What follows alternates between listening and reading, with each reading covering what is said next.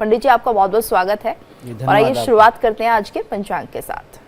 देखिए, आज 20 मार्च का दिन है। 20 मार्च 2025 दिन है बृहस्पतिवार का।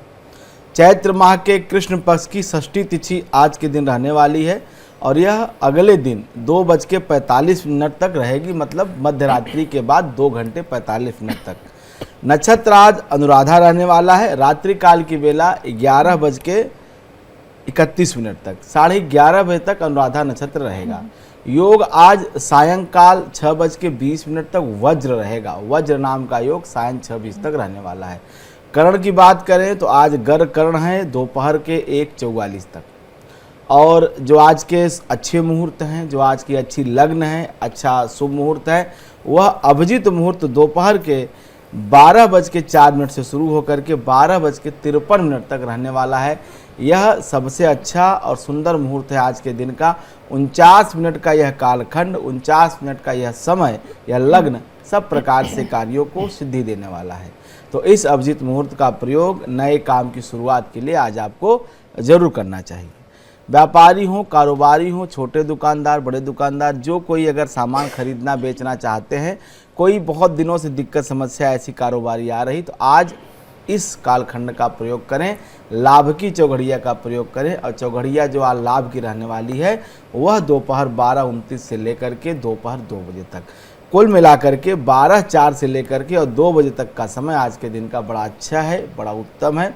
इसका जरूर सभी को प्रयोग करना चाहिए अपनी ज़रूरत के हिसाब से। आज चूँकि गुरुवार है तो ऐसे में गुरुवार के दिन दक्षिण दिशा की यात्रा निषेध बताई गई है, मना की गई है। शास्त्र कहता है कि दक्षिण दिशा की यात्रा यदि गुरुवार के दिन की जाए तो अपयश की प्राप्ति होती है। अपयश अर्थात जो ऐसी कुछ हो जो आपको अपमानजनक स्थिति का सामना करना पड़े, तो ऐसे में दक्षिण दिशा की यात्रा गुरुवार के दिन वर्जित है। तो आज गुरुवार है तो दक्षिण दिशा की यात्रा से बचना चाहिए। बहुत ज़रूरी या महत्वपूर्ण यात्रा है कि इन प्रकार यात्रा करनी ही पड़ेगी। तो ऐसे में आप 14 कदम पहले पूरब की तरफ जाएं, उसके बाद आप वहाँ जो है दाहिने घूम सकते हैं और दाहिने आप दक्षिण की यात्रा कर सकते हैं। इस तरीके से आप दक्षिण के यात्रा के भेद को कुछ हद तक मिटा सकते हैं, कम कर सकते हैं। आज पूरे दिन चंद्रमा जो है वृश्चिक राशि में गोचर करेगा। आज जिन बच्चों का जन्म होगा उनकी जन्म राशि वृश्चिक और उनका जन्म नक्षत्र अनुराधा होगा। सूर्यदेव पहले से ही मीन राशि में गोचर कर रहे हैं, उसी क्रम में आज भी सूर्यदेव मीन राशि में ही गोचर करने वाले हैं। जी बिल्कुल। और पंडित जी, अगर हम बात करते हैं शुभ मंत्र की, तो आज क्या शुभ मंत्र आप देने जा रहे हैं? गीतू जी, आज गुरुवार है और यह देवगुरु बृहस्पति का दिन कहा जाता है। तो आज के दिन देवगुरु बृहस्पति को ही प्रसन्न करने की बात कहनी और सोचनी चाहिए। ऐसे में देवगुरु बृहस्पति का सबसे सामान्य और सरल मंत्र है ओम ब्रिंग बृहस्पतये नमः। ओम ब्रिंग बृहस्पतये नमः। जो ब्रिंग शब्द है, यह ब्रिंग ब्रिंग ब्रिंग जो उच्चारित होता है, यह हमारी मानसिक चेतना को जागृत करता है। हमारे अवचेतन मन में ऐसे टंकार की आवाज़ करता है कि वह जागृत होता है। हमारी आध्यात्मिक और बौद्धिक क्षमता को जगाने में हमारे जो मस्तिष्क में 1 अरब न्यूरॉन सेल होते हैं, उन सबको एक बार में ब्रिंग शब्द का जो उच्चारण है वह जो है जागृत कर देता है, उनको सुसुप्तावस्था से चेतना की अवस्था में ले आता है। तो यह देवगुरु बृहस्पति का दिव्य मंत्र है ओम ब्रिंग बृहस्पतये नमः। इसमें जो ब्रिंग शब्द है यह अपने आप में ही बहुत तेजस्वी, बहुत ओजस्वी और बहुत काम को सिद्ध करने वाला बीजाक्षर है।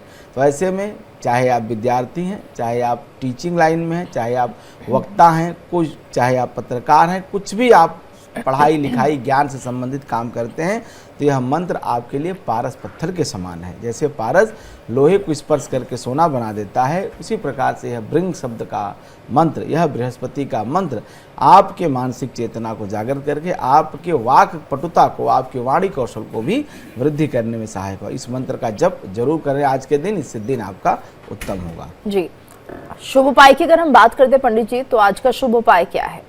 देखिए, आज गुरुवार है, जैसा मैंने मंत्र बताया कि बृहस्पति से जुड़ा हुआ मंत्र था, तो उपाय भी यह बृहस्पति से ही जुड़ा हुआ है। बहुत आसान उपाय है, प्रायः घरों में लोग करते हैं। आप आज बृहस्पतिवार के दिन केले के वृक्ष के समीप देसी घी का एक दीपक आप जरूर जलाएं, लेकिन ध्यान रखिए सुबह के समय, मतलब 11 बजे के पहले पहले यह उपाय हो जाना चाहिए। क्योंकि केले में श्रीहरि विष्णु और देवगुरु बृहस्पति का वास स्थान माना जाता है। कभी भी अगर देवगुरु बृहस्पति प्रतिकूल प्रभाव में होते हैं तो हम केले के पौधे का वृक्षारोपण करने की बात करते हैं, हम केले के दान की बात करते हैं, हम केले को जल देने की बात करते हैं। तो ऐसे में आज देवगुरु बृहस्पति का यह दिन है, तो आप केले के वृक्ष को आप जरूर आज देसी घी का दीपक प्रातः काल में जरूर जलाएं। केले के वृक्ष की पूजा आज के दिन करने से देवगुरु बृहस्पति की प्रतिकूलता समाप्त होती है और उनकी अनुकूलता मिलती है। और जब देवगुरु बृहस्पति किसी व्यक्ति के अनुकूल होते हैं तो उसे सुख की प्राप्ति होती है, क्योंकि जीवो जीवित सौख्य है। देवगुरु बृहस्पति के प्रसन्न होने पे सुख की प्राप्ति होती है, जीवन और आयुष्य की प्राप्ति होती है। तो आज आप ये उपाय जरूर करें, भृंग बृहस्पति नमः का जप करें और केले के वृक्ष के नीचे देसी घी का दीपक अवश्य जलाएं। जी पंडित जी, शुभ वास्तु क्या है आज के लिए? देखिए, आज वास्तु टिप्स मैं उनके लिए लेके आया हूँ जो अभी मकान का निर्माण कर रहे हैं, जिनका मकान निर्माणाधीन है। प्रायः जगह कम होने से लोग कुछ गलतियाँ करते हैं, जो ठीक है, उनकी ज़रूरत है, लेकिन कभी कभी थोड़ी सी असावधानी जीवन में बड़े संकट को निमंत्रण देती है। जैसे मुख्य द्वार के सामने कभी भी किसी भी तरह की सीढ़ी का निर्माण नहीं करना चाहिए।